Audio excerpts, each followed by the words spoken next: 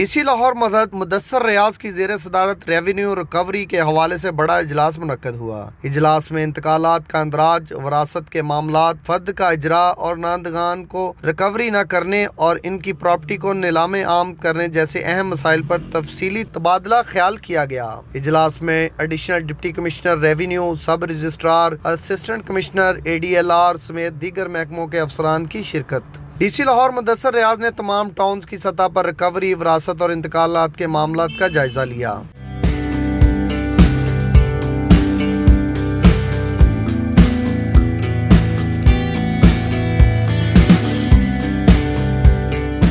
D C Lahore Mudassir ریاض کا کہنا ہے کہ سب رجسٹرار اور ریکوری کے معاملات کو تیز کریں اور ریکوری کے معاملات کو جلد نپٹایا جائے۔ اسسٹنٹ کمشنر اور سب رجسٹرار 14 دن کے اندر ریکوری کے معاملات کو کلیئر کریں۔ ایسے نامزدگان کو نوٹس جاری کیے جائیں۔ ریکوری نہ دینے پر پراپرٹی کو ضبط کر کے نیلام عام کیا جائے۔ زیر التواء وراثتی کیس کا ذمہ دار متعلقہ ریونیو آفیسر ہوگا۔ زیر التواء انتقالات کے کیسز کو نپٹایا جائے۔ Additional deputy commissioner revenue Abdul Rauf مہر اور اسسٹنٹ کمشنر کو رجسٹری پرچہ کی پڑتال کرنے کی ہدایت۔ ADLR اور تمام ریونیو ریکارڈ کو فوری کمپیوٹرائز کریں۔ ڈی سی لاہور مدثر ریاض کا مزید کہنا تھا کہ ریونیو کے معاملات کو کرپشن سے پاک کرنا ہے اور ریونیو معاملات کے سلسلے میں آنے والے سائلین کو ریلیف فراہم کرنا ہے۔ آج کے اجلاس کا اہم مقصد کرپشن جس سطح پر بھی ہو رہی ہے اس کے خاتمے کو یقینی بنایا جائے۔ شاہد رضا، آواز نیوز، لاہور۔